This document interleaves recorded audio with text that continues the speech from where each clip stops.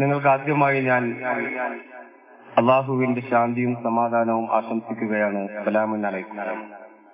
ഇന്ന് നമ്മുടെ കേരളക്കരയില് പ്രവർത്തിച്ചുകൊണ്ടിരിക്കുന്ന മതസംഘടനകളിൽ നിന്നും ഇസ്ലാമിക പ്രസ്ഥാനങ്ങളിൽ നിന്നും വ്യത്യസ്തമായി ഖുർആനിനെ ആശയതലത്തിൽ വായിക്കുകയും പഠിക്കുകയും ഉൾക്കൊള്ളുകയും ഖുർആനിനെ ആശയതലത്തിൽ വ്യാഖ്യാനിക്കുകയും ചെയ്തുകൊണ്ടിരിക്കുന്ന ഖൽബുൻ സലീമിന്റെ ആളുകളാൽ സംഘടിപ്പിക്കപ്പെട്ടിരിക്കുന്ന ഒരു ഖുർആനിന്റെ സദസ്സാണിത്. ഖുർആൻ നെഞ്ചിലേറ്റിയവരുടെ സദസ്സാണ്. ഖുർആനിന്റെ അകമ്പൊരുൾ തേടി ദൈവിക യാഥാർത്ഥ്യങ്ങൾ അന്വേഷിക്കുന്ന മൂസമാരുടെയും ഇബ്രാഹിമീങ്ങളുടെയും യൂസഫീങ്ങളുടെയും സദസ്സാണ് ഈ സദസ്സ് എന്ന് പറഞ്ഞാൽ അധികപ്പറ്റാകില്ല എന്ന് എനിക്ക് തോന്നുന്നു. ഈ സദസ്സ് മൂസമാരുടെയും ഇബ്രാഹിമീങ്ങളുടെയും യൂസഫീങ്ങളുടെയും സദസ്സാണ് എന്ന് ഞാൻ പറയുമ്പോൾ ഒരുപക്ഷെ ഖുർആനിന്റെ ആശയ വായനയെ സംബന്ധിച്ച് ആദ്യമായി കേൾക്കുന്ന, ഖുർആനിന്റെ ആശയ വായനയെ സംബന്ധിച്ച് പരിചയമില്ലാത്ത ആളുകൾ ഒരുപക്ഷെ പുച്ഛഭാവത്തോടുകൂടി പരിഹാസത്തോടുകൂടി ചോദിച്ചേക്കാം, നമസ്കാരവുമില്ല, നോമ്പില്ല, സകാത്തില്ല, ഹജ്ജില്ല, ഈമാൻ കാര്യങ്ങളില്ല, ഇസ്ലാം കാര്യങ്ങളില്ലാതെ നടക്കുന്ന ആളുകളെയാണോ നിങ്ങള് മൂസയോടും ഇബ്രാഹിമിനോടും യൂസഫിനോടും ഉപമിച്ചത് എന്ന്? ശരിയാണ്. ഒരു ദിവസത്തെ 5 വഖത്ത് നമസ്കാരം, 5 മിനിറ്റ് വീതം വരുന്ന 5 വഖത്ത് നമസ്കാരം 5 25 മിനിറ്റ് നിർവഹിക്കുന്നവരാണ് മറ്റുള്ളവരെങ്കിൽ ഖുർആൻ പറഞ്ഞ സ്വലാത്ത് 24 മണിക്കൂറും ജീവിതത്തിലുടനീളം ഉണർച്ചയിലും ഉയർച്ചയിലും അനുഷ്ഠിച്ചുകൊണ്ടിരിക്കുന്നവരാണ് ഞങ്ങൾ. അതുകൊണ്ട് ഞങ്ങൾക്ക് ധൈര്യമായിട്ട് പറയാം, ഞങ്ങൾ യൂസഫീങ്ങളാണ്, ഞങ്ങൾ ഇബ്രാഹിമീങ്ങളാണ്, ഞങ്ങൾ മൂസമാരാണ്. അതുപോലെ വർഷത്തിലെ 29 ദിവസം അല്ലെങ്കിൽ 30 ദിവസം, ഒരു മാസക്കാലം അന്നപാനീയങ്ങൾ ഉപേക്ഷിച്ചുകൊണ്ട് പ്രഭാതം മുതൽ പ്രദോഷം വരെ പട്ടിണി കിടക്കലാണ് ഇവര് പറയുന്ന നോമ്പെങ്കിൽ. ഖുർആൻ പറയുന്ന സിയാം, അത് ജീവിതത്തിലുടനീളം 1 മാസമല്ല 12 മാസവും അനുഷ്ഠിച്ചുകൊണ്ടിരിക്കുന്നവരാണ് ഞങ്ങൾ.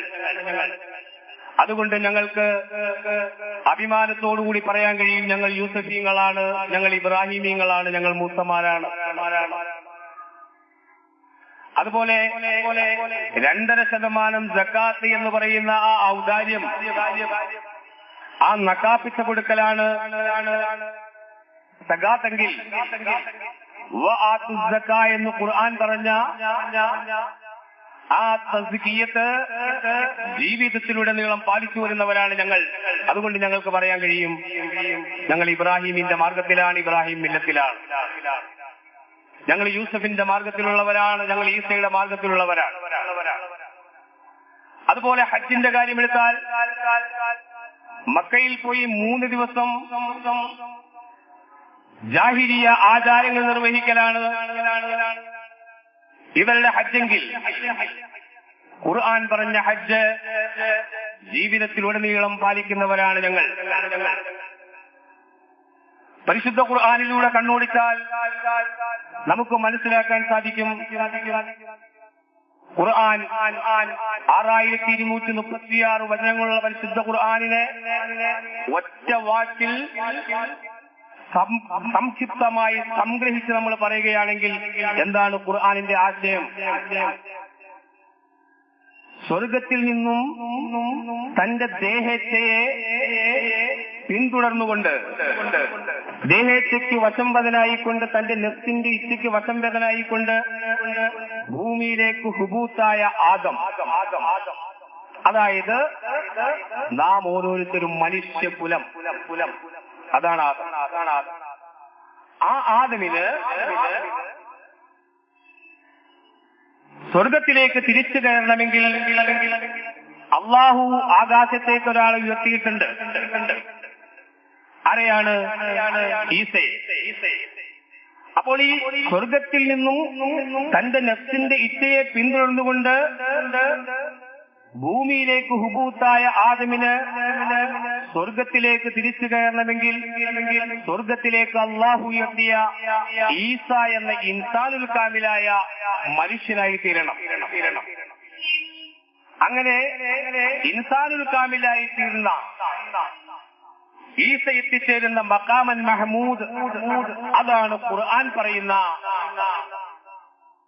ദർശനം, ഖുർആനിന്റെ ദർശനം, ഖുർആനിന്റെ സാരാംശം. അതായത് ആദമിൽ നിന്നും ആരംഭിച്ച് ഈസയിലേക്ക് എത്തിച്ചേർന്ന് ആ മഖാമൻ മഹ്മൂദിലേക്ക് ചേരുന്ന മനുഷ്യന്റെ യാത്രയെയാണ് 6236 ആയത്തുകളിലൂടെ നമുക്ക് അവതരിപ്പിച്ച് തന്നിരിക്കുന്നത്. മഖാമൻ മഹ്മൂദ് എന്ന് പറയുന്നത് നാം ഓരോരുത്തരും എത്തിച്ചേരേണ്ട പദവിയാണ്, മർഹലയാണ്. ഇപ്പോ എന്താ സംഭവിച്ചുകൊണ്ടിരിക്കുന്നത്? ആ മഖാമൻ മഹ്മൂദിലേക്ക് എത്തിച്ചേരുന്നതിന് പകരം അല്ലാഹുമ്മ റബ്ബ ഹാദിഹി ദഅവതി തമ്മ വസ്സലാത്തിൽ ഖായിമ ആതി മുഹമ്മദിൽ വസീല വൽ ഫളീല വദ്ദർജത്തിൽ റഫിയ وبعثه مقاما محمودا الذي وعدته وارزقنا شفاعته يوم القيامة إنك لا تخلف الميعاد എന്ന ദുആ ലോകത്തുള്ള മുഴുവൻ മുസ്ലിങ്ങളെ കൊണ്ടും ചൊല്ലിച്ചുകൊണ്ടിരിക്കുന്നു. മഖാമൻ മഹ്മൂദിലേക്ക് അവരെ പ്രവേശിപ്പിക്കാതിരിക്കുന്നതിന് വേണ്ടി ലോകത്ത് 5 നേരത്തെ ബാങ്കിനും ശേഷം ഓരോ മുസ്ലിമും ദുആ ചെയ്യുന്നു, അല്ലാഹുമ്മ റബ്ബ ഹാദിഹി ദഅവതി തമ്മ, അല്ലാഹുവേ ഈ പരിശുദ്ധമായ വിളിയുടെ ഉടമസ്ഥനായ നാഥാ, ആതി മുഹമ്മദിൽ വസീല വൽ ഫളീല, മുഹമ്മദിന് നീ വസീല എന്ന സ്ഥാനത്ത് കൊടുക്കണേ, വൽ ഫളീല, ഫളീലത്ത എന്ന സ്ഥാനത്തെയും കൊടുക്കണം, വദ്ദർജത റഫിയ, ഉന്നതമായ പദവിയെയും നീ കൊടുക്കണേ തമ്പുരാനെ എന്ന് ദുആ ചെയ്തുകൊണ്ടിരിക്കുകയാണ്. മാത്രമല്ല വബഅസുഹു, അദ്ദേഹത്തെ നീ അനയിക്കണമേ, നയിക്കണമേ, മഖാമൻ മഹ്മൂദൻ, മഖാമൻ മഹ്മൂദിലേക്ക് ആ മുഹമ്മദിനെ നീ എത്തിക്കുകയും ചെയ്യണമേ. അപ്പൊ മുഹമ്മദ് നബി ഈ ദർജ ഒന്നുമില്ലാത്ത ആളാണോ? മുഹമ്മദ് നബി മഖാമൻ മഹ്മൂദ് എത്തിയിട്ടില്ലേ? മുഹമ്മദ് നബിക്ക് വസീലത്ത, ഫളീല, ഇത്ര ഈ രീതിയിലുള്ള ഉന്നതമായ സ്ഥാനമാനങ്ങളൊന്നുമില്ലേ? അങ്ങനെയൊന്നുമില്ല. അത് കിട്ടാൻ വേണ്ടിയാണ് എന്ത് ചെയ്തുകൊണ്ടിരിക്കുന്നത്? ഇപ്പൊ ഭൂമിയിലെ മനുഷ്യർ മുഴുവനും മുസ്ലിങ്ങൾ മുഴുവനും എന്ത് ചെയ്തുകൊണ്ടിരിക്കുന്നത്? ദുആ ചെയ്തുകൊണ്ടിരിക്കുന്നത് അല്ലാഹുമ്മ റബ്ബ ഹാദിഹി ദഅവതി തമ്മ. മഖാമൻ മഹ്മൂദ് എന്ന് പറയുന്ന സ്ഥാനം ഇപ്പോ പ്രവാചകനില്ലാത്ത രീതിയിലാണ് ഇവരുടെ പ്രാർത്ഥനകൾ, ഇവരുടെ ഓരോ അനുഷ്ഠാന കർമ്മങ്ങൾ എടുത്താലും ഇമാതിരിയുള്ള കാര്യങ്ങൾ നമുക്ക് കണ്ടെത്താൻ സാധിക്കും. ഇനി നമ്മൾ ദുആ ചെയ്തിട്ട് വേണം മഖാമൻ മഹ്മൂദ് പ്രവാചകൻ ലഭിക്കാൻ. പണ്ട് റാംജി റാവ സ്പീക്കിംഗ് എന്ന സിനിമയില് ഇന്നസെന്റ് എന്ന് പറയുന്നത് പോലെ ഞങ്ങൾ പുറപ്പെട്ടു, ഇനി അരമണിക്കൂർ മുമ്പ് പുറപ്പെടണോ എന്ന് ചോദിച്ച പോലെ മുഹമ്മദ് മഖാമൻ മഹ്മൂദിലെത്തിയ ആളാണ്. മുഹമ്മദ് നബി മഖാമൻ മഹ്മൂദിലെത്തിയ ആളാണ്. അള്ളാഹു വസീലത്തും ഫളീലത്തും അങ്ങനെ ഒരുപാട് ദർജകൾ നൽകി അനുഗ്രഹിച്ച ആളാണ്. ആ ദർജയിലേക്ക് ഓരോ മനുഷ്യനും എത്തിച്ചേരുന്നതിന് വേണ്ടിയുള്ള ആഹ്വാനമാണ്, അതിനു വേണ്ടിയുള്ള ചട്ടവട്ടങ്ങളും ചിട്ടവട്ടങ്ങളും നടപടിക്രമങ്ങളുമാണ് പരിശുദ്ധ ഖുർആൻ നമ്മുടെ മുമ്പിൽ അനാവരണം ചെയ്തിരിക്കുന്നത്. അതായത് ഖുർആൻ വിഭാവനം ചെയ്യുന്ന ദർശനം എന്ന് പറയുന്നത് മനുഷ്യനായി തീരാനുള്ള, ഇൻസാനുൽ കാമിലായി തീരാനുള്ള, പരിപൂർണ മനുഷ്യനായി തീരാനുള്ള, മനുഷ്യത്വത്തിലേക്കുള്ള ചവിട്ടുപടികളാണ്, വിവിധ മർഹലകളാണ് ഓരോ പ്രവാചകന്മാരിലൂടെയും ഖുർആനിലൂടെ അവതരിപ്പിച്ചിരുന്നത്. ആദം മുതൽ മുഹമ്മദ് വരെയുള്ള പ്രവാചകന്മാര് ഏതെങ്കിലും ഒരു കാലഘട്ടത്തിൽ ജീവിച്ചു മരിച്ചുപോയ, ഏതെങ്കിലും ഭാഷ സംസാരിച്ചിരുന്ന ഏതെങ്കിലും ഒരു ജനതയെ മാത്രം അഭിസംബോധന ചെയ്തുകൊണ്ടിരുന്ന പ്രവാചക വ്യക്തിത്വങ്ങളായിരുന്നില്ല. നേരെ മറിച്ച പ്രവാചകന്മാരെല്ലാം ഓരോ മർഹലകളായിരുന്നു, മനുഷ്യൻ താണ്ടേണ്ട ഓരോ ഘട്ടങ്ങളാണ്. അല്ലാതെ ഏതെങ്കിലും കാലഘട്ടത്തിൽ ജീവിച്ച് മരിച്ചുപോയ വ്യക്തിത്വങ്ങളല്ല. അങ്ങനെ ആ ഓരോ മനുഷ്യനും ഞാൻ നേരത്തെ സൂചിപ്പിച്ചതുപോലെ നമ്മൾ ഓരോരുത്തരും ആദമായ നാം ഓരോരുത്തരും ഇൻസാനുൽ കാമിലായ ഈസയിലേക്കെത്തി സ്വർഗത്തിലേക്ക് ഉയർത്തപ്പെടുകയും മഖാമൻ മഹ്മൂദൻ എന്ന ദർജയിലേക്ക് എത്തിച്ചേരുകയും ചെയ്യണമെങ്കിൽ, അതായത് പരിപൂർണമായ മനുഷ്യത്വം നിറഞ്ഞ ഒരു മനുഷ്യനായി തീരാൻ വേണ്ടിയുള്ള യാത്ര, ആ യാത്ര നാം നടത്തണമെങ്കിൽ നാം ഈ ഓരോ മർഹലകളും താണ്ടേണ്ടതുണ്ട്. മൂസയുടെ മർഹല താണ്ടേണ്ടതുണ്ട്, ഇബ്രാഹിമിന്റെ മർഹല താണ്ടേണ്ടതുണ്ട്, ഇസ്മായിലിന്റെ മർഹല താണ്ടേണ്ടതുണ്ട്.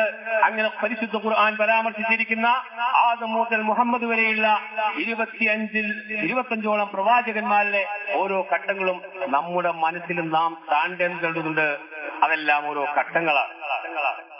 അതാണ് ഖുർആൻ വിഭാവനം ചെയ്യുന്ന ഖുർആനിന്റെ ദർശനം.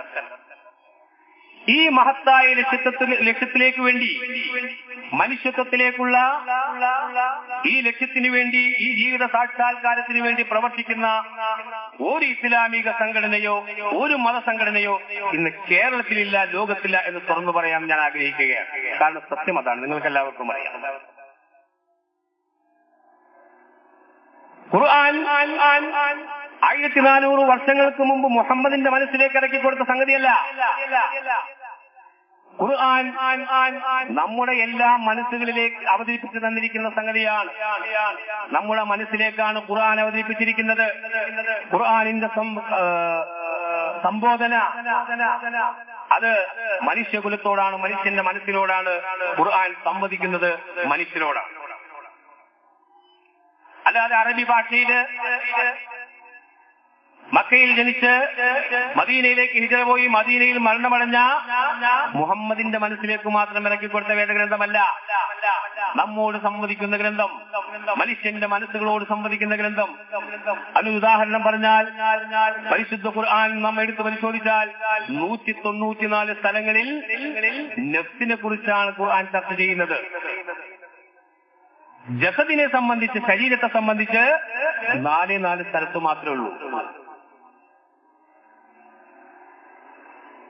മുഹമ്മദിനെ അവതരിപ്പിച്ചു കൊടുത്തു എന്ന് പറയുന്ന പരിശുദ്ധ ഖുർആനിൽ മുഹമ്മദിനെ സംബന്ധിച്ച് 4 പരാമർശമുള്ളൂ. നേരെ മറിച്ച് മൂസയെ സംബന്ധിച്ച് 184 സ്ഥലങ്ങളിലാണ് പരാമർശം. ഫിറഔനിനെ സംബന്ധിച്ച് 73 സ്ഥലങ്ങളിലാണ് പരാമർശം. അപ്പൊ ഞാൻ പറഞ്ഞു വന്നത്, ഖുർആൻ മനുഷ്യ മനസ്സുകളോട് സംവദിക്കുന്ന, മനുഷ്യ മനസ്സിനെ അഭിസംബോധന ചെയ്യുന്ന ആത്മീയമായ ഒരു ഗ്രന്ഥമാണ്.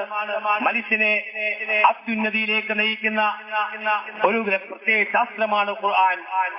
അതിനെ ആചാരങ്ങളിലും അനുഷ്ഠാനങ്ങളിലും കെട്ടുകഥകളിലും ഒതുക്കിയപ്പോൾ മുസൽമാന്റെ അവസ്ഥ ലോകത്താകമാനം മുസ്ലിങ്ങൾ ഭീകരവാദികളും വർഗീയവാദികളും തീവ്രവാദികളും പെണ്ണുകെട്ടലുകാരും മൊഴിചെല്ലലുകാരുമായി മാറിയെങ്കിൽ അതിന്റെ ഉത്തരവാദിത്വം ഈ സമുദായ നേതൃത്വത്തിനാണ്, ഈ സമുദായത്തിലെ ഉലമാക്കൾക്കാണ്. കാരണം അവര് ഖുർആൻ നേരെ ചൊവ്വെ പഠിക്കാൻ തയ്യാറായില്ല, അവര് പഠിപ്പിക്കാനും തയ്യാറായില്ല.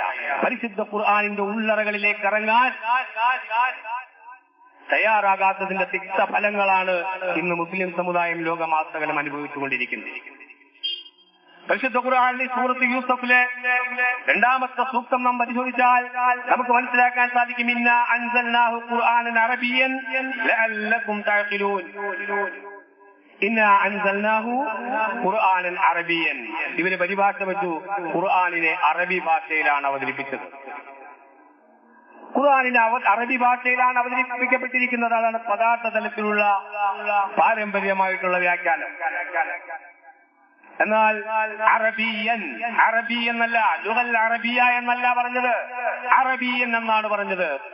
ഇന്നാ അൻസൽനാഹു ഖുർആനൻ അറബിയൻ. അറബിയൻ എന്നാൽ വ്യക്തമായ, നിങ്ങൾക്ക് ഗ്രഹിക്കുന്നതിന് വേണ്ടി ഖുർആനിനെ നാം സ്പഷ്ടമായ രീതിയിൽ, വ്യക്തമായ രീതിയിൽ അവതരിപ്പിച്ചു തന്നിരിക്കുന്നു. അറബി ഭാഷയിൽ എന്നല്ല, ലുഗൽ അറബിയ എന്നല്ല, അറബിയൻ മുബീൻ, സ്പഷ്ടമായ രീതിയിൽ എന്നാണ് ഖുർആൻ പറഞ്ഞത്. ലിസാനുൽ അറബിയൻ മുബീൻ, വ്യക്തമായ അറബി ഭാഷയിൽ, വ്യക്തമായ രീതിയിൽ. ലിസാനുൽ അറബിയൻ മുബീൻ, വ്യക്തമായ അറബി, വ്യക്തമായ രീതി. അറബിയിൽ നല്ല വ്യക്തമായ രീതി. ലിസാനുൽ അറബും ലുഗൽ അറബിയയും തമ്മിൽ വ്യത്യാസമുണ്ട്. ലുഗൽ അറബിയ എന്ന് പറയുന്നത് ഹിജറ 300 ശേഷം ക്രമീകരിക്കപ്പെട്ട അലിഫ് ബാ താ സാ ജീമ ആ ക്രമത്തിലുള്ള ഭാഷാ ഘടനയാണ് ലുഗൽ അറബിയ എന്ന് പറയുന്നത്. ലിസാനുൽ അറബ് എന്ന് പറഞ്ഞാൽ അതിന്റെ ക്രമം വേറെയാ. അത് സുദീർഘമായ ക്ലാസുകളിലൂടെ അത് പറയേണ്ട കാര്യങ്ങളാണ്. ലിസാനുൽ അറബിയും ലുഗൽ അറബിയും രണ്ടും രണ്ടാണ്. ലുഗൽ അറബിയ എന്ന് പറഞ്ഞാൽ അറബി ഭാഷ. ഖുർആൻ പറഞ്ഞത് ലുഗൽ അറബിയ എന്നല്ല, അറബിയൻ മുബീൻ, വ്യക്തമായ ഭാഷയിൽ, വ്യാഹ്യമായ ഭാഷയിൽ എന്നാണ് ഖുർആൻ പറഞ്ഞത്. ഇനി ഞാനൊരു കാര്യം ചോദിക്കട്ടെ, ഇനി അറബി ഭാഷയിൽ നമ്മൾ ഒരുപാട് മലയാളത്തിലുള്ള പുസ്തകങ്ങൾ വായിക്കുന്ന ആളുകളാണ്, ഇംഗ്ലീഷിലുള്ള പുസ്തകങ്ങൾ നമ്മൾ വായിച്ചിട്ടുണ്ട്. ഈ മലയാളത്തിൽ രചിക്കപ്പെട്ടിട്ടുള്ള ഏതെങ്കിലും ഒരു മലയാള പുസ്തകത്തിന്റെ ഉള്ളടക്കത്തില് ഈ പുസ്തകം വ്യക്തമായ അറബി ഭാഷയിലാണ് എഴുതപ്പെട്ടിരിക്കുന്നത് എന്ന് നിങ്ങൾ എവിടെയെങ്കിലും കണ്ടിട്ടുണ്ടോ? അല്ലെങ്കിൽ ഇംഗ്ലീഷ് ഭാഷയിൽ രചിക്കപ്പെട്ടിട്ടുള്ള, പുരാതന കാലം മുതൽ രചിക്കപ്പെട്ടിട്ടുള്ള ഗ്രന്ഥങ്ങൾ എടുത്ത് പരിശോധിച്ചാൽ, ഏത് ഭാഷയിലെ ഗ്രന്ഥം എടുത്ത് പരിശോധിച്ചാലും ആ പുസ്തകങ്ങളുടെ ഉള്ളടക്കത്തിൽ ഇത് ഇന്ന ഭാഷയിൽ, മലയാള ഭാഷയിൽ എഴുതപ്പെട്ടതാണ്, ഇത് ഇംഗ്ലീഷ് ഭാഷയിൽ എഴുതപ്പെട്ടതാണ് എന്ന് പറയേണ്ട കാര്യമില്ല. മലയാളികളുടെ നമ്മുടെ കേരളത്തില് ഒരു പുസ്തകം പ്രസിദ്ധീകരിക്കുക, അതിൽ എന്ത് ഉള്ളടക്കത്തിൽ എഴുതി വയ്ക്കുകയാണ് ഇത് മലയാള ഭാഷയിലാണ്. ആദ്യം തന്നെ മനസ്സിലാക്കാം, അവന് എന്തോ സംതിങ് പ്രോബ്ലം ഉണ്ട്. കാരണം മലയാളത്തിൽ എഴുതിയിരിക്കുന്ന പുസ്തകത്തില്, മലയാളികളുടെ ഇടയിൽ പബ്ലിഷ് ചെയ്തിരിക്കുന്ന പുസ്തകത്തില് മലയാള ഭാഷയിലാണ് ഈ പുസ്തകം എന്ന് എഴുതേണ്ട കാര്യമില്ല. അതിന്റെ അസാംഗത്തിൽ നിങ്ങൾ വിലയിരുത്തുക. അപ്പോ പടച്ച തമ്പുരാൻ അറബി ഭാഷയിൽ അവതരിപ്പിച്ച ഈ ഗ്രന്ഥത്തിൽ, അതും അറബികളുടെ ഇടയിലേക്ക് അവതരിപ്പിച്ച ഈ ഗ്രന്ഥത്തില് ഇത് അറബി ഭാഷയിലാണെന്ന് എഴുതേണ്ട കാര്യമുണ്ടോ?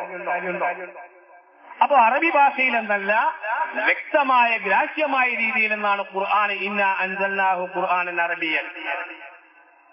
അതാണ് ആശയ വായനയും പദാർത്ഥ തലത്തിലുള്ള വായനയും തമ്മിലുള്ള വ്യത്യാസം. ഇങ്ങനെ ഖുർആനിലെ 75,000-ലധികം വരുന്ന പദങ്ങൾ നാം പരിശോധിച്ചാൽ അതില് ഏതാണ്ട് 1000-കണക്കിന് പദങ്ങളെ പദാർത്ഥ തലത്തിലുള്ള പരിഭാഷകളിലൂടെയും വ്യാഖ്യാനങ്ങളിലൂടെയും വികൃതമാക്കിയിരിക്കുകയാണ് നമുക്ക് കാണാൻ സാധിക്കും. ഖുർആനിൽ ഒരുപാട് പദങ്ങൾ.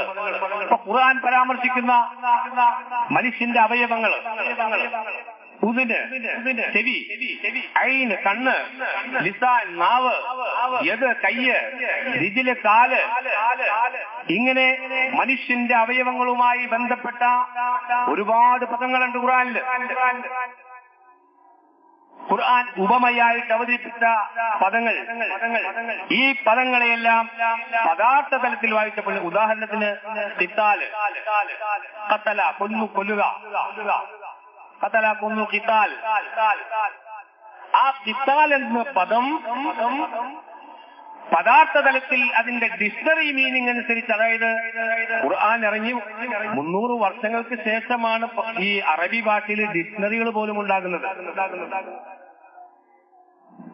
അപ്പൊ ഖുർആൻ ഇറങ്ങി 300 വർഷങ്ങൾക്ക് ശേഷം രചിക്കപ്പെട്ട അറബി ഡിക്ഷണറികൾ വച്ചിട്ട് ഖുർആനിനെ വ്യാഖ്യാനിക്കണം എന്ന് പറയുന്നതിലെ ആ വിഡിത്തം നമ്മളൊന്ന് മനസ്സിലാക്കുക.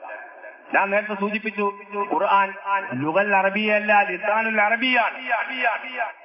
ലിസാനുൽ അറബിയായി ഇറക്കപ്പെട്ട ഖുർആനിനെ ലുഗൽ അറബിയായി ഇറക്കപ്പെട്ട, രചിക്കപ്പെട്ട ഡിക്ഷണറികൾ വെച്ചിട്ട് വായിച്ചപ്പോഴാണ് ഈ പ്രശ്നങ്ങൾ ഉണ്ടായത്. ഇവിടെ മുനാഫിക്കിനെ അല്ലെങ്കിൽ മുശ്രിക്കിനെ കണ്ടെടുത്ത് വെച്ച് കൊല്ലുക, അയൽവക്കക്കാരന്റെ വീട്ടിൽ നിന്ന് മോളത്തിന് സ്നേഹത്തോടെ പായസം കൊണ്ടുവന്നാൽ കുടിക്കാൻ പാടില്ല.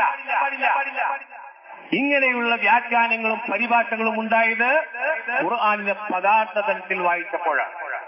ഖുർആനിനെ ആശയതലത്തിലാണ് വായിക്കേണ്ടത്. ഖുർആൻ മനുഷ്യന്റെ മനസ്സുകളോട് സംവദിക്കുന്ന ഗ്രന്ഥമാണ്.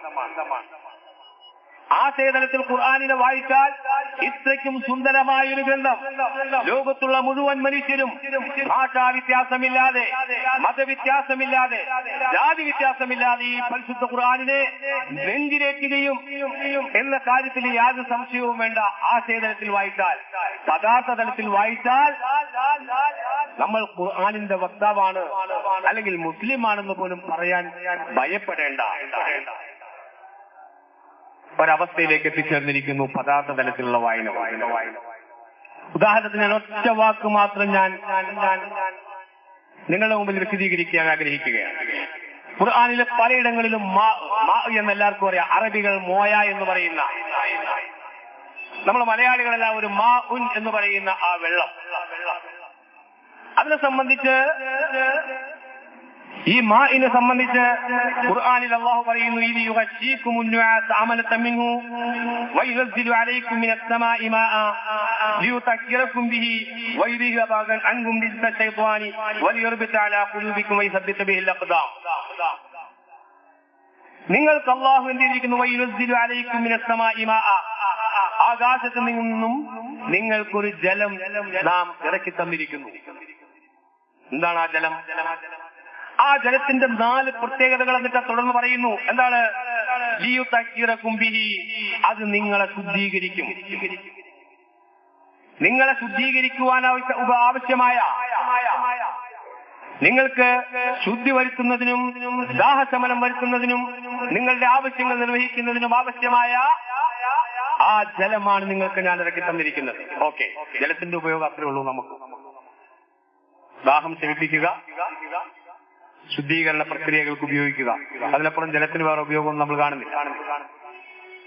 അതിനുശേഷം ഖുർആൻ ഈ ഇറക്കിത്തന്ന ജലത്തിന്റെ 3 പ്രത്യേകതകൾ വേറെ പറയുന്നുണ്ട്. എന്താണത്? നിങ്ങളിൽ നിന്നും പൈശാചികമായ മാലിന്യങ്ങളെ അത് ദൂരീകരിക്കും. ഏത് ജലമാണ്, ദൈവം ഇറക്കി തന്ന ഏത് ജലം കൊണ്ടാണ് പൈശാചികമായ നമ്മുടെ ഇത് മാറിപ്പോകുന്നത്? അങ്ങനെ മാറ്റാൻ വല്ല റംഗന്മാരുടെ ഒക്കെ കയ്യിലുണ്ടാവുമായിരിക്കും. നമ്മളെ മറ്റേ ബാങ്ക് കൊടുക്കണത് അങ്ങനെയൊക്കെ കയ്യിലുണ്ടായിരിക്കും. അത്തരം വെള്ളം, മന്ത്രിച്ച വെള്ളം. അതുകൊണ്ടും പിശാച് പോകില്ല. മൂന്നാമതായി ആ വെള്ളത്തിന്റെ പ്രത്യേകതയെ പറ്റി പറയുന്നു, നിങ്ങളുടെ ഹൃദയങ്ങളെ കെട്ടുറപ്പുള്ളതാക്കും, ഐക്യത്തിലാക്കും, രഞ്ജിപ്പിലാക്കും, യോജിപ്പിലാക്കും. ഏത് വെള്ളമുള്ളത്? അള്ളാഹ് ഇറക്കി തന്ന ഏത് വെള്ളം കൊണ്ടാണ് നമ്മുടെ ഹൃദയങ്ങളിലെല്ലാം ഇതുണ്ടാകുന്നത്? നാലാമത്തെ പ്രത്യേകത, അത് നമ്മുടെ കാലുകളെ അത് നമ്മുടെ പാദങ്ങൾ ഉറപ്പിച്ചു നിർത്തും. ഈ ആയത്തിലേക്ക് സത്യസന്ധമായ രീതിയിൽ, നിഷ്പക്ഷമായ രീതിയിൽ, ആശയതലത്തിൽ ഈ സൂറത്തുൽ അൻഫാലിലെ 11ാമത്തെ ഈ വചനം ഒന്ന് വായിച്ചു നോക്കിയാൽ നമുക്ക് മനസ്സിലാകും, ഇങ്ങനെ ഒരു ജലം എന്ന് പറയുന്നത്, ഈ ഉപമകൾ യോജിക്കുന്നത് ഖുർആനിന് മാത്രമേ ഉള്ളൂ. നിങ്ങൾ നമ്മെ ശുദ്ധീകരിക്കുന്ന, നമ്മുടെ ഹൃദയങ്ങളെ ശുദ്ധീകരിക്കുന്ന ആ ജലം എന്ന് പറയുന്നത് പരിശുദ്ധ ഖുർആനാണ്. അല്ലാതെ ആകാശത്തു നിന്നിറങ്ങിയ നസലുൽ മത്തർ അതല്ല. അതുപോലെ നമ്മിലുള്ള പൈശാചികമായിട്ടുള്ള ഉത്ബോധനങ്ങളെ അന്ന് ഇല്ലായ്മ ചെയ്യുന്ന ഒരേ ഒരു ജലമേ ഉള്ളൂ, അത് ഖുർആനാണ്. ും നമ്മുടെ ഹൃദയങ്ങളിൽ ഇണക്കമുണ്ടാക്കുന്ന ജലം, അത് ഖുർആനാണ്. നമ്മുടെ കാലുകളെ, പാദങ്ങൾ ഉറപ്പിച്ചു നിർത്തുന്ന ആ ജലം, അത് ഖുർആനാണ്. ഖുർആനിനെ പറ്റി പറഞ്ഞ ഉപമയാണ്, അത് വിശേഷണമാണ്. അല്ലാതെ ആകാശത്തിൽ നിന്നും ബദർ യുദ്ധത്തിന്റെ തലേ ദിവസം അതിന്റെ സബബുൻ നുസൂൽ അതാണ്. ഈ ആയത്തിറങ്ങാനുള്ള അവതരണ കാരണമായിട്ട് പറയുന്നു, ബദർ യുദ്ധത്തിന്റെ തലേ ദിവസം സഹാബത്ത് മുഴുവനും ഉറക്കത്തിലായി പോയി.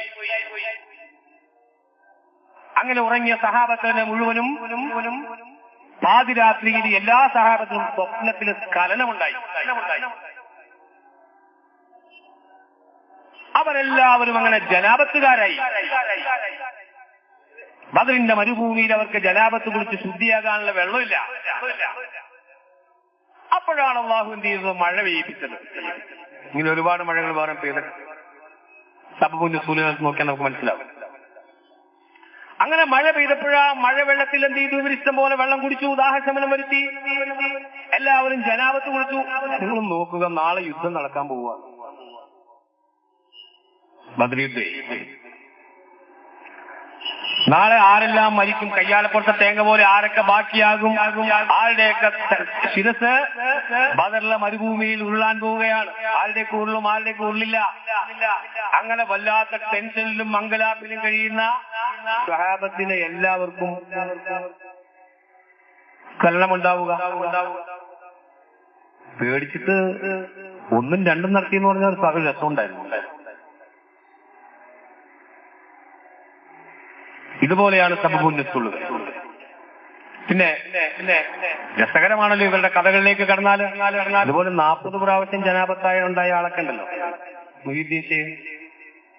എന്റെ പ്രിയമുള്ള സഹോദരന്മാരെ, മുഹീദ്ദീൻ അബ്ദുൽ ഖാദിർ ജീലാനി പോലും പരിശുദ്ധ ഖുർആനിലെ ആശയതലത്തിൽ വായിച്ച ആളാണ്, വ്യാഖ്യാനിച്ച ആളാണ്. അതൊന്നും മനസ്സിലാക്കാൻ ഈ ഖൗമുകൾക്ക് കഴിഞ്ഞില്ല. മുഹീദ്ദീൻ മാല എടുത്ത് വായിച്ച് പാടും. പണ്ട് കാലങ്ങളിൽ മുഹീദ്ദീൻ മാല പാടാൻ മുഹീദ്ദീൻ മാല ബൈഹാത്തായിട്ടുള്ള സ്ത്രീകളെയാണ് കല്യാണം കഴിച്ചുകൊള്ളായിരുന്നു. അങ്ങനെ കാലം ഉണ്ടായിരുന്നു. അപ്പോ മുഹീദ്ദീൻ മാലയിൽ പോലും കാണാം, ഹല്ലാജെ കൊല്ലുന്നാൽ അന്നു ഞാനുണ്ടെങ്കിൽ, ഹല്ലാജിനെ കൊല്ലുന്ന കാലത്ത് ഞാൻ ഉണ്ടായിരുന്നെങ്കിൽ, മുഹീദ്ദീൻ ഷെയ്ഖ് പറയാം, ഹല്ലാജിന്റെ കൂടെ ഞാൻ നിന്നേനെ, അവന്റെ കൈ ഞാൻ പിടിച്ചേനെ. കാരണം എന്താ? മൻസൂർ ഹല്ലാജ് ഖുർആന്റെ ആശയതലത്തിൽ വ്യാഖ്യാനിച്ച ആളാണ്, വായിച്ച ആളാണ്. നമ്മൾ ഇന്ന് വായിക്കുന്ന പോലെ ലിസാനുൽ അറബ് പ്രകാരം ഖുർആനെ വായിച്ച വ്യാഖ്യാനിച്ച മഹാന്മാരാണ്. മുഹീദ്ദീൻ അബ്ദുൽ ഖാദിർ ജീലാനി അത് ഖൗമിന് മനസ്സിലായില്ല. ഹല്ലാജിനെ കൊന്നു.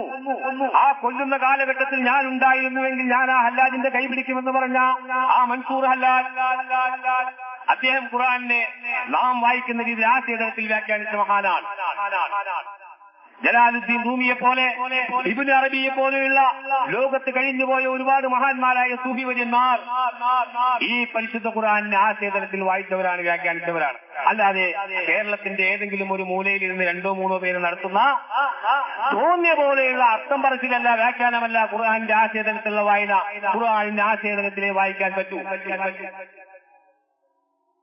ഞാൻ പലയിടങ്ങളിൽ സൂചിപ്പിച്ചിട്ടുണ്ട്, ഖുർആന്റെ പദാർത്ഥ തലത്തിലുള്ള ഖുർആന്റെ വായന ഖുർആനെ ആക്ഷേപിക്കലാണ്, അള്ളാഹുവിനെ ധിക്കരിക്കലാണ്.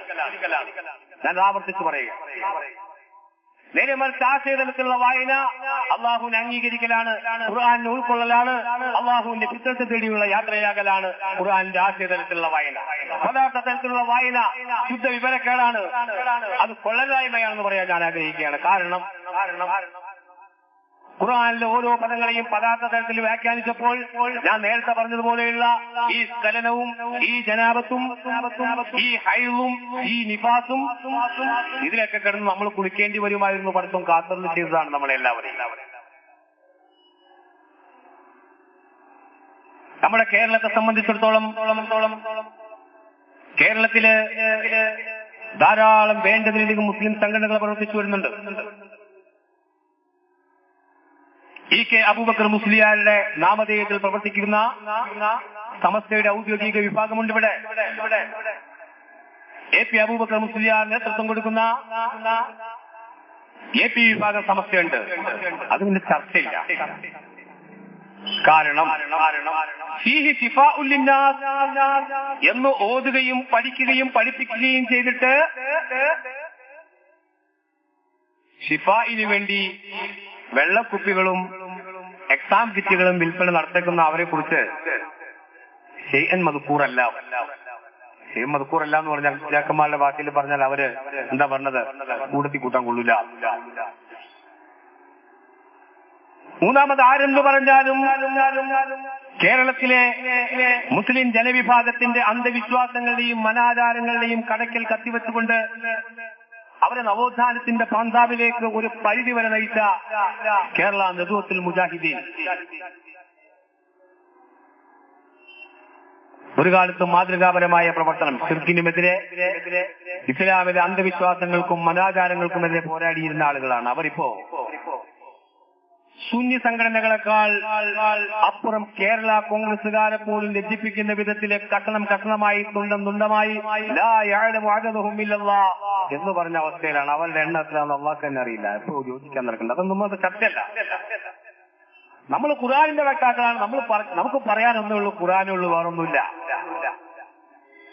അതുപോലെ ജമാഅത്തെ ഇസ്ലാമിയുണ്ട്. ഇവിടെ മമ്പാട് എത്ര ജമിയത്തുൽ ഉലമ കേരളത്തില്? EK വിഭാഗം ജമിയത്തുൽ ഉലമ, AP വിഭാഗം ജമിയത്തുൽ ഉലമ, ഹിദ്ബത്തുൽ മുജാഹിദീന്റെ ജമിയത്തുൽ ഉലമ, അതുപോലെ ജമാഅത്തെ ഇസ്ലാമിയുടെ ജമിയത്തുൽ ഉലമ, ഇവിടെ നമ്മുടെ അടുത്ത മമ്പാട് നജീബ് മൗലവി അവരുടെ നേതൃത്വം കൊടുക്കുന്ന സംസ്ഥാന കേരള ജമിയത്തുൽ ഉലമ, കൊല്ലം തിരുവനന്തപുരം ജില്ലകളിൽ മാത്രം കാണപ്പെടുന്ന ദക്ഷിണ കേരള ജമിയത്തുൽ ഉലമ, തബ്ലീഗ് ജമാഅത്ത്. ഇപ്പോ ഞങ്ങളുടെ എറണാകുളം ജില്ലയിലെ ആലുവ എന്ന സ്ഥലത്ത് ഒരു ജമിയത്തുൽ ഉലമ ഉണ്ടാക്കിയിട്ടുണ്ട് 2-3-4 മാസം മുമ്പ്. ഒരു ഖുതുബുൽ സമാൻ എന്ന് സ്വയം പേര് സ്വീകരിച്ച ഒരാൾ രൂപീകരിച്ച ജമിയത്തുൽ ഉലമ. പിന്നെ പോപ്പുലർ ഫ്രണ്ടിന്റെ വക ഇമാം കൗൺസിൽ. കേരളത്തിലാകെ 14 ജില്ലയുള്ളൂ. ഓരോ ജില്ലയ്ക്ക് ഓരോ ജമിയത്തുൽ ഉലമ ഉണ്ട്. ഇവരുടെ എല്ലാം പ്രത്യേകത, ഇവരുടെ എല്ലാ ജമിയത്തുൽ ഉലമയിലും മുശാവറ അംഗങ്ങൾ 41 അലി ബാബായും ബാക്കി നിങ്ങൾ പൂരിപ്പിച്ചുള്ള എല്ലാ 41 മുശാവറ 41. അപ്പൊ ഞാൻ പറഞ്ഞു വന്നത്, ഇത്രമാത്രം ജമിയത്തുൽ ഉലമകളും മുസ്ലിം സംഘടനകളും ഇവിടെ ഉണ്ടായിട്ടും പോലും ഈ ഖുർആനിനെ ആശയതലത്തില് വായിക്കുവാനോ ഖുർആനികമായിട്ടുള്ള കാര്യങ്ങൾ പറയുവാനോ ഇവിടെ ഇവർക്കൊന്നും സമയമില്ല, നേരമില്ല. പദാർത്ഥ തലത്തിലുള്ള വായന വായിച്ചുകൊണ്ട് ഖുർആനിന്റെ ആശയത്തെ ഇവര് അട്ടിമറിച്ചിരിക്കുകയാണ്. ഖുർആനിലേക്ക് ഞാൻ നേരത്തെ മക്കാമൻ മഹമൂദ് പറഞ്ഞ പോലെ മക്കാമൻ മഹമൂദിലേക്ക് എത്താൻ ആരെയും അനുവദിക്കില്ല. പകരം മക്കാമൻ മഹമൂദ് നബിക്ക് കൊടുക്കണേ തമ്പുരാനെ എന്ന 5 നേരത്തെ ബാങ്കിനും ശേഷം ഇവർ ദുആ ചെയ്തുകൊണ്ടിരിക്കുകയാണ്. ആശയതലത്തിലാണ് ഞാൻ നേരത്തെ സൂചിപ്പിച്ച പോലെ ആശയതലത്തിലാണ് ഖുർആനിനെ വായിക്കേണ്ടത്. ഞാൻ പറഞ്ഞു, ആദം സ്വർഗത്തിൽ നിന്നും ഹുബൂത്തായ ആദം ഇൻസാൻ ഈസ എന്ന ഇൻസാനുൽ കാമിലായ മനുഷ്യനായി, പരിപൂർണ മനുഷ്യനായി മക്കാമൻ മഹമൂദിലേക്ക്, ആ അവസ്ഥയിലേക്ക് ആകണം. നാം ഓരോരുത്തരും എത്തിച്ചേരേണ്ട മർഹലയാണ്, നാം ഓരോരുത്തരും ആയിത്തീരേണ്ട മർഹലയാണ് ഏത്? മക്കാമൻ മഹമൂദ്. അങ്ങനെ ഈ സംഘടനകളൊന്നും തന്നെ അവർക്ക് ഈ മക്കാമ മഹമൂദിന് വേണ്ടി ദുആ ചെയ്യിപ്പിക്കലല്ലാതെ മക്കാമൻ മഹമൂദനായി തീരുവാൻ വേണ്ടിയുള്ള അവരും പ്രവർത്തനം നടത്താനുള്ള പട്ടി തിന്നണമില്ല, പട്ടിയെ കൊണ്ട് പശുവിനെ കൊണ്ട് തീറ്റിക്കില്ല എന്ന് പറഞ്ഞാൽ പോലെ. ആരെങ്കിലും ഖുർആനിനെ അതിന്റെ ബാത്തുനിയായ രീതിയിൽ ഖുർആനിന്റെ സാരാംശം ഉൾക്കൊള്ളുകൊണ്ട് വായിക്കുകയോ അതിനെക്കുറിച്ച് പറയുകയോ ചെയ്താൽ അവന്റെ കട്ടയും പടവും എങ്ങനെ മടക്കാം എന്നതാണ് ഇവരുടെ ചിന്ത. കാരണം ഖുർആൻ പറഞ്ഞാൽ ഖുർആന്റെ ആശയതലത്തിൽ വായിക്കാൻ തുടങ്ങിയാൽ ഈ സംഘടനകളെല്ലാം ഇല്ലാതെ പോകും. അബ്ദുൽ സാഹിബ് നേരത്തെ സൂചിപ്പിച്ചതുപോലെ ചെകന്നൂർ മൗലവിയുള്ള കാലഘട്ടത്തില് ഇതുപോലൊരു സദസ്സ് സംഘടിപ്പിച്ചാൽ കല്ലെറിയാനും മൊട്ടേറിയാനും പ്രശ്നങ്ങൾ ഉണ്ടാക്കുവാനുമായിരുന്നു നടന്നിരുന്നത്. ഇന്ന് നടക്കില്ല. കാരണം വളർന്നു വരുന്ന യുവതലമുറ ഹദീസുകൾ എന്ന് പറയുന്ന വാറോലകളെ, ഈ ഞാൻ നേരത്തെ സൂചിപ്പിച്ച സ്വപ്നസ്ഖലനം പോലെയുള്ള സബബുൻ നുസൂലുകളെ തോട്ടിലേക്കും പുഴയിലേക്കും വലിച്ചെറിഞ്ഞുകൊണ്ട് ഖുർആനിന്റെ പാതയിലൂടെ സഞ്ചരിക്കാൻ തയ്യാറായ, ഖുർആനിന്റെ പാതയിലൂടെ സഞ്ചരിച്ചുകൊണ്ടിരിക്കുന്ന ഖൽബുൽ സലീമിന്റെ ആളുകളായ മൂസമാരും യൂസഫുമാരും ഇബ്രാഹിങ്ങളുമാണ് രംഗത്ത് വന്നിരിക്കുന്നത്. ഇവർക്ക് പിടിച്ചു നിൽക്കാൻ കഴിയില്ല. ഇവർക്ക് ഞങ്ങളുടെ മുമ്പിലല്ല, പരിശുദ്ധ ഖുർആനിന്റെ മുമ്പിൽ, അതിന്റെ ആശയത്തിന് മുമ്പിൽ ലോകത്ത് ഒരു പ്രത്യയശാസ്ത്രത്തിനും പിടിച്ചു നിൽക്കാൻ കഴിയില്ല എന്ന യാഥാർത്ഥ്യം നാം മനസ്സിലാക്കേണ്ടത്. ഞാൻ പറഞ്ഞു വന്നത് ഈ സംഘടനകളെല്ലാം തന്നെ ഇന്ന് കേരളത്തിൽ പ്രവർത്തിച്ചുകൊണ്ടിരിക്കുന്ന ഈ മുസ്ലിം സംഘടനകളെല്ലാം തന്നെ ഖുർആനിനെ പദാർത്ഥ തലത്തിൽ വായിക്കുന്നവരാണ്. നമ്മളാകട്ടെ ഖുർആനിനെ ആശയതലത്തിൽ വായിക്കുന്നവരാണ്. എന്താണ് പദാർത്ഥ തലത്തിലുള്ള വായനയും ആശയതലത്തിലുള്ള വായനയും തമ്മിലുള്ള വ്യത്യാസം? ചെറിയൊരു വ്യത്യാസമുണ്ട്.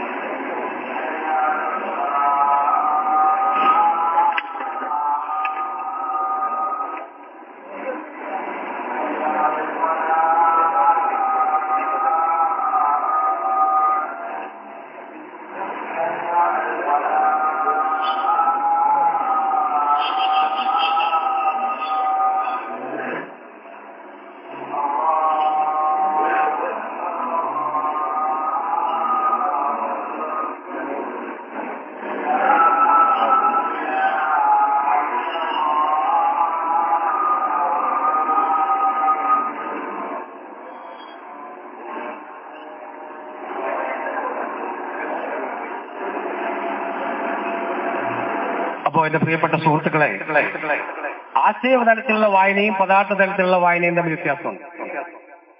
പദാർത്ഥ തലത്തിലുള്ള വായനയും ആശയതലത്തിലുള്ള വായനയും തമ്മിൽ വലിയ അന്തരമൊന്നുമില്ല, ഒരു ചെറിയ അന്തരമുള്ളൂ. ഒരു വാക്കിന്റെ വ്യത്യാസം, ഒരേ ഒരു വാക്കിന്റെ വ്യത്യാസം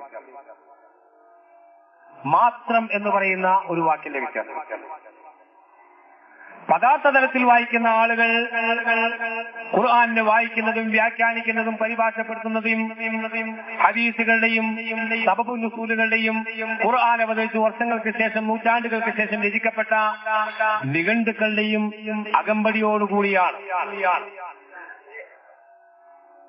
നമ്മൾ ഖുർആനെ വായിക്കുന്നത് ഖുർആൻ കൊണ്ടും മാത്രമാണ്. നമ്മൾ പ്രമാണമാക്കുന്നത് ഖുർആനിനെ മാത്രം. ഇവർ പറയാറില്ല ഇയ്യാക നഅ്ബുദു വ ഇയ്യാക നസ്തഈൻ, അല്ലേ?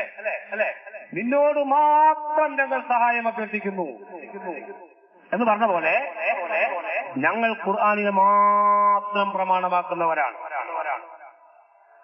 ഞാൻ നേരത്തെ സൂചിപ്പിച്ച മറ്റ് സംഘടനകളെല്ലാം തന്നെ ഖുർആനിന് പുറമെ എന്ന് പറയണ്ട, ഖുർആൻ പ്രമാണം അല്ല, പക്ഷെ ഖുർആൻ പ്രമാണം എന്ന് പറയലല്ലാതെ ഖുർആനിനെ പ്രമാണമാക്കുന്ന ഒന്നും തന്നെയില്ല. ഒരു ചെറിയ ഉദാഹരണം ഞാൻ പറയാം. 1985 ഏപ്രിൽ മാസം 23-ാം തീയതി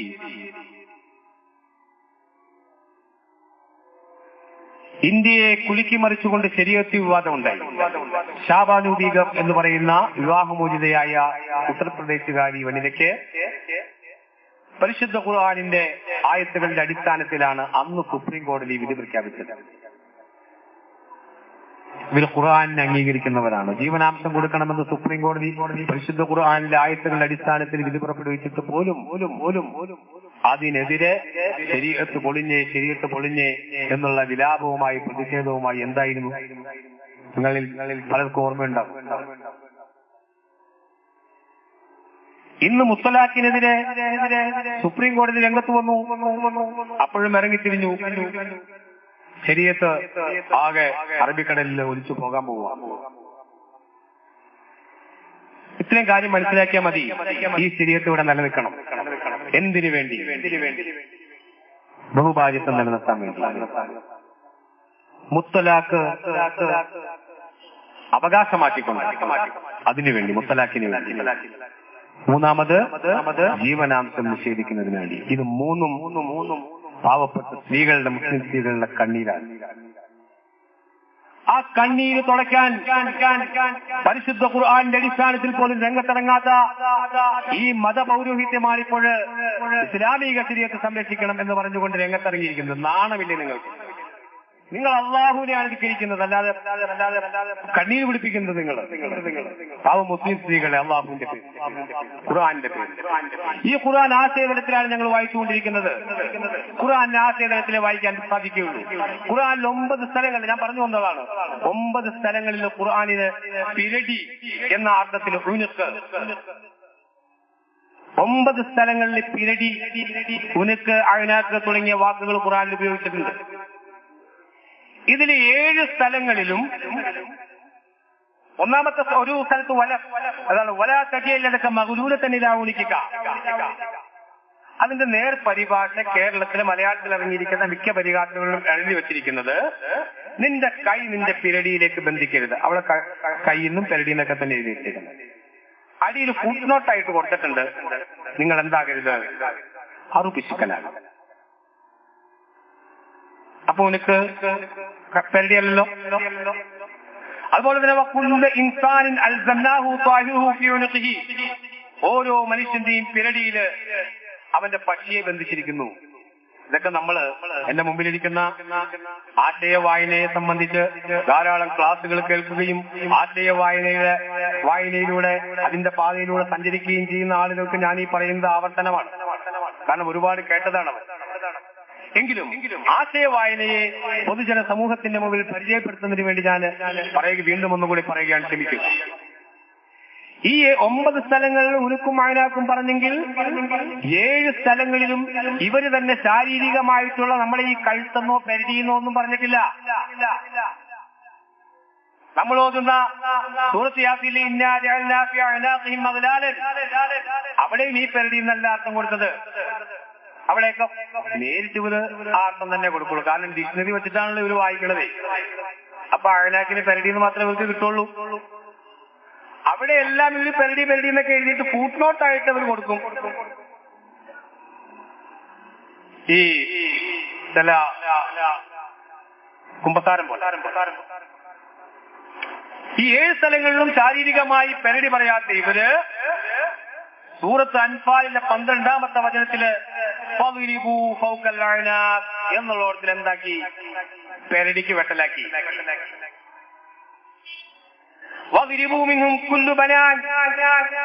പെരടിക്ക് വെട്ടിയാ മാത്രം പോരയല്ല, മുസ്ലിക്കിന്റെ പെരടിക്ക് വെട്ടിയാ പോരാ, വെട്ടി അവന്റെ കൈവിരലുകൾ മുറിച്ചെടുക്കണം. സത്യനിഷേധികളുടെ കഴുത്തുകൾക്ക് മീതെ വിട്ടുകയും അവരുടെ വിരലുകളെല്ലാം നിങ്ങൾ മുറിച്ചെടുക്കുകയും ചെയ്യുക. ബാക്കി 7 സ്ഥലത്തും ഈ പെരടി അല്ല. ഈ സൂറത്തുൽ അൻഫാലിലെ 12ാമത്തെ വചനത്തില് അവിടെ മാത്രം പെരടി, ശാരീരികമായ പെരടി. എന്താ ഈ പറഞ്ഞത്?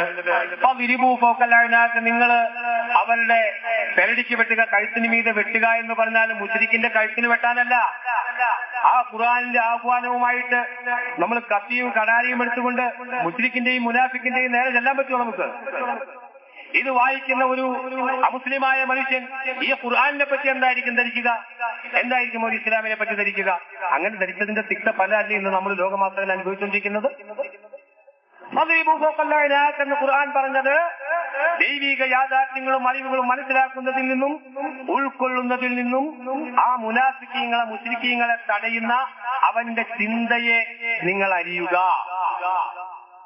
അവന്റെ പെടലിക്ക് അറിയാനല്ല.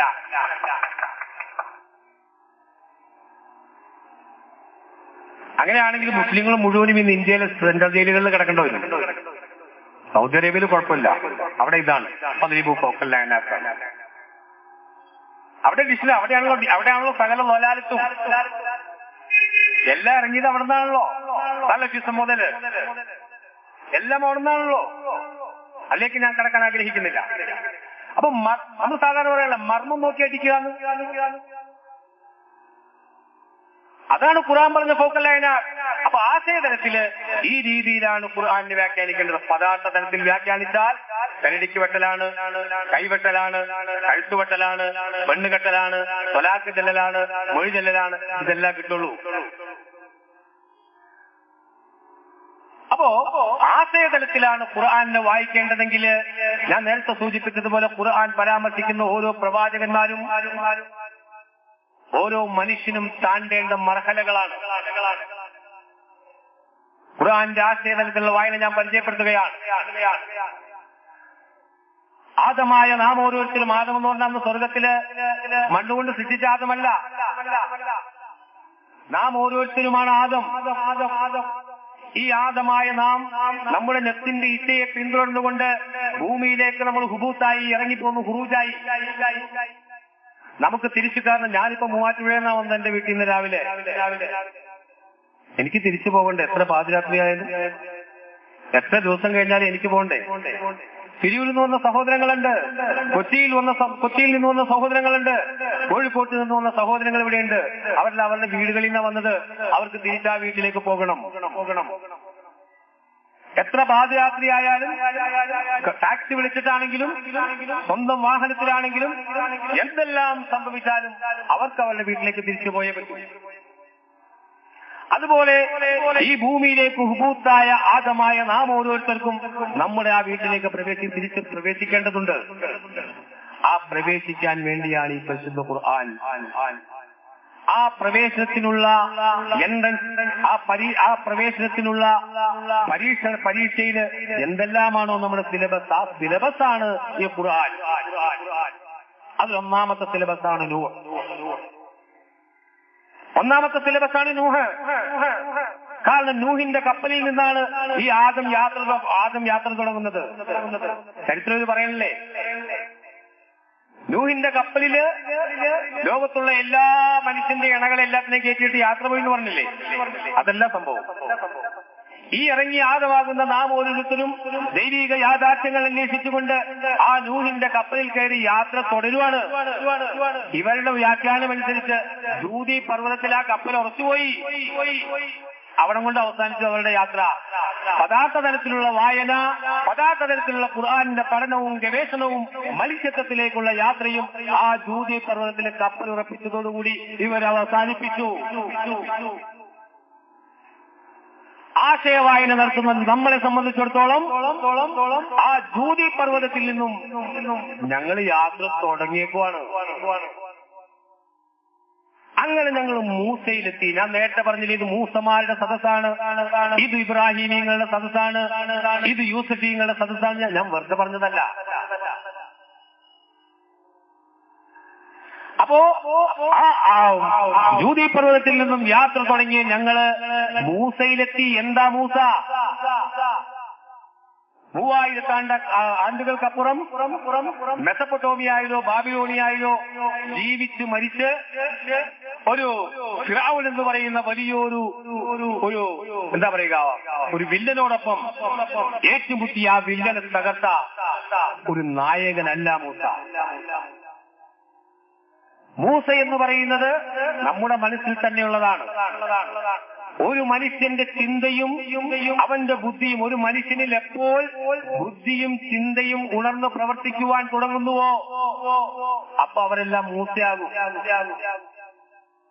ഒരു മനുഷ്യനിൽ ചിന്താശേഷിയും ബുദ്ധിശക്തിയും ഉണർന്ന് പ്രവർത്തിക്കാൻ തുടങ്ങുമ്പോൾ അവരിൽ മൂസ ജനിക്കാൻ തുടങ്ങും. മൂസ ജനിക്കുമ്പോൾ പ്രതികരണ ശേഷി ഉണ്ടാകും. അപ്പൊ പ്രതികരിക്കാൻ തുടങ്ങും. അപ്പൊ ദൈവിക യാഥാർത്ഥ്യങ്ങളെ കുറിച്ച് അന്വേഷിക്കാൻ തുടങ്ങും. അങ്ങനെ ആ മൂസയുടെ യാത്രയിൽ മൂസ പലരെയും കണ്ടുമുട്ടും. ഫിറൗനെ കണ്ടുമുട്ടും. ഫിറൗൻ ആ കാലഘട്ടത്തിൽ ജീവിച്ച ആളല്ല.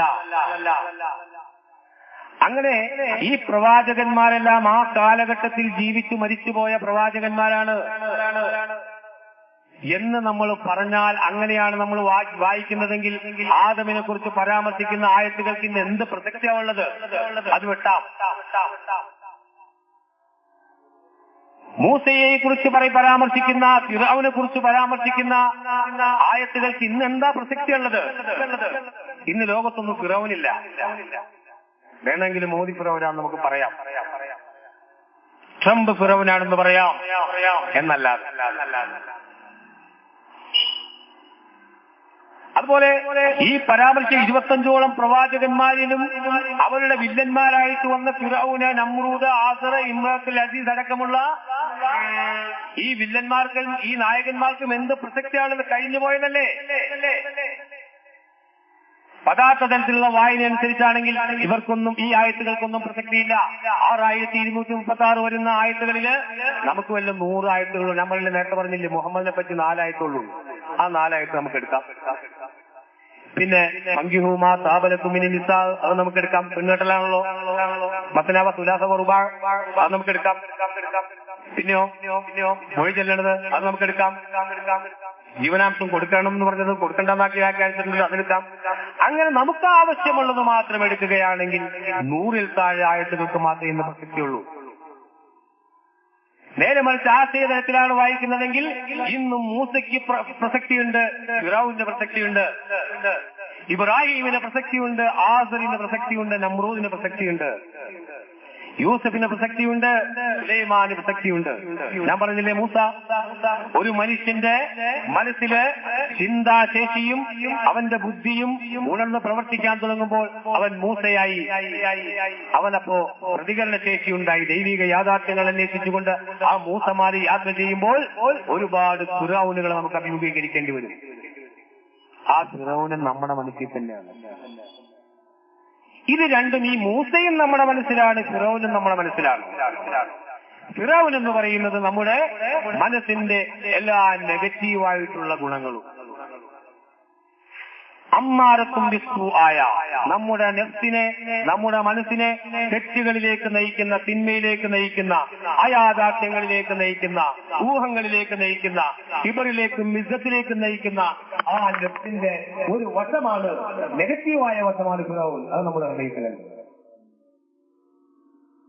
അതുപോലെ നമ്മുടെ മനസ്സിന്റെ നന്മയിലേക്കും ദൈവിക യാഥാർത്ഥ്യങ്ങളിലേക്കും നയിക്കുന്ന മനസ്സ്, അതാണ് മൂസ. ഇത് രണ്ടും നമ്മുടെ മനസ്സിലാണ്. അതുകൊണ്ടാണ് ഖുർആൻ പറഞ്ഞത് നിങ്ങൾ നിങ്ങളുടെ നെഫ്സിനെ കൊല്ലുക. ആത്മഹത്യ ചെയ്യാന്നല്ല, ഡിക്ഷണറി മീനിങ് അനുസരിച്ചിട്ടാണെങ്കിൽ ആത്മഹത്യ ചെയ്യണം. എന്ന് ഖുർആൻ പറഞ്ഞത് നമ്മുടെ മനസ്സിലുള്ള അമ്മാരത്തും ബിസ്സുആയ നെഫ്സിനെ ഖത്ൽ ചെയ്യാനാ പറഞ്ഞത്. അടുത്ത പിന്നെ വീണ്ടും ഖുർആൻ പറയുന്നു നിങ്ങൾ നിങ്ങളുടെ നെഫ്സിനെ കൊല്ലരുതെന്നും പറഞ്ഞിട്ടുണ്ട്. ഖുർആനിൽ വൈരുദ്ധ്യം പറഞ്ഞതാ, അതാ തോന്നിയവാസം പറഞ്ഞതാ. പിന്നെ കൊല്ലണ്ട. ആശയതലത്തിൽ വായിക്കുക നിങ്ങൾ ഖുർആനിന്റെ, പദാർത്ഥ തലത്തിൽ വായിച്ചാൽ നിങ്ങൾ പോയി ആത്മഹത്യ ചെയ്യണം.